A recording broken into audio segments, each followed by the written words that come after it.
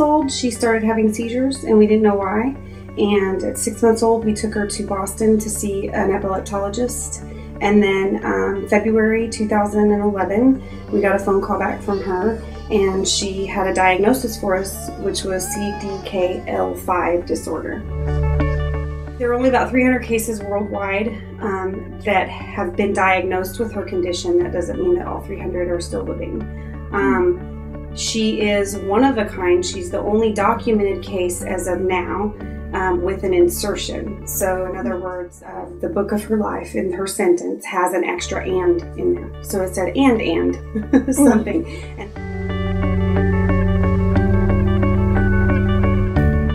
The biggest problem that we face is seizures. And then there's gastrointestinal issues, possible scoliosis, and severe developmental delay. It's okay. It's okay. It's okay. You hesitate to make such a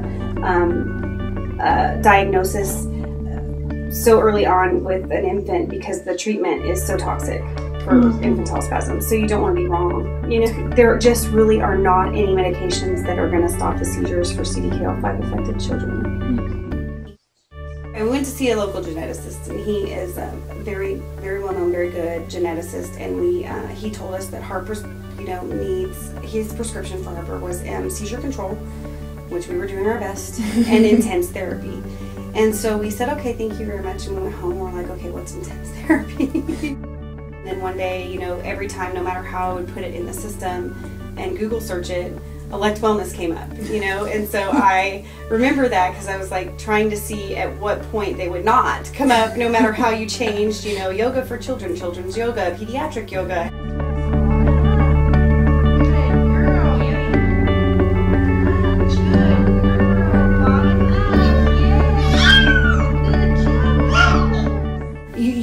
We wanted to make sure for our family that we were getting it as a form of exercise, and it was a great way to strengthen and stretch and Harper and kind of keep her in alignment. She had very low muscle tone as part of the one of the symptoms of her condition, and just to increase that muscle tone so that maybe someday she would be able to crawl or walk or sit.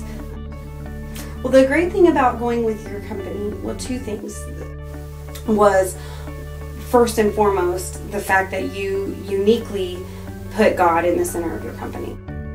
So then the second thing, it made it very, very, very convenient that you guys came to us and that you would come to us wherever we were. Do you mind doing the yoga at my parents' house today? And not a problem at all. And so that made it really cool for my grandmother to be able to see some of the things that Harper does.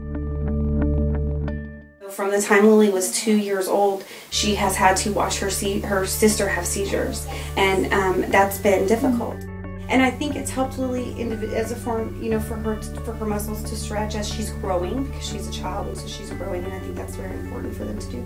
But also to learn with her emotions, to be able to calm her emotions and settle herself independently. I think it's helped her with that, and it's helped her learn how to play, quote-unquote play, with Harper, and how she can move Harper and not move Harper in a safe manner. And I think that's really helped, because Harper is not a doll and Harper is not a baby. She's fragile, but she's not fragile, if that makes sense. And so I think it's really helped Lily to learn to interact with Harper, because that's what Lily's waiting on. Oh, you're gonna have a sister and you gotta wait, the 9 months, and then it's here and you're like, but it doesn't do anything but cry. And the whole thing is you want it to be your playmate. And Harper can't be what Lily sees other siblings as playmates. That's not Lily and Harper's relationship. Do they have an excellent bond and relationship? Yes. And I think that having yoga as part of their lives has helped them to create and generate that stronger bond and ability to be playmates in a new way, a way that you don't see normally, that we wouldn't know how to teach. What observations have I seen from yoga? Have I seen any benefit for Harper? Have I seen Harper do things differently? Have I seen new things and that kind of stuff? Well, when I see Harper sleeping, and she's sleeping like a tree, a yoga tree that you do in yoga, then I think, okay, that's an observation. And then coincidence or not coincidence? Is it from the yoga or not? You don't know. Is it a one-time deal or is it repetitive? And that's the kind of things you look for over the 3-month time before you can really evaluate, is this working for her or not?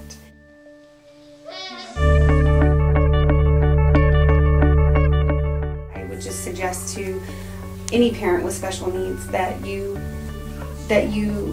not be opposed to trying things that would possibly benefit the quality of life for your child.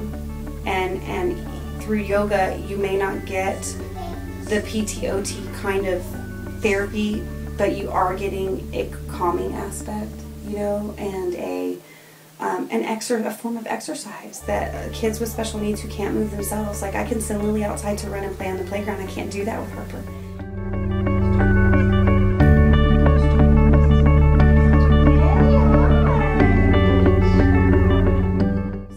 Harper's just a girl. She's just a little girl. And I'm just her mom. Sorry, I got through the whole thing. It's okay. She's not special. But she's special to me. And so I think that we're no different than any other family that's out there. And our situation is not any more important than anybody else's. But we're just trying to get through the day like everyone else, and it's just a matter of helping her. We're just trying to help her and Lily to be the best individuals that they can be and live the best quality of life that they can.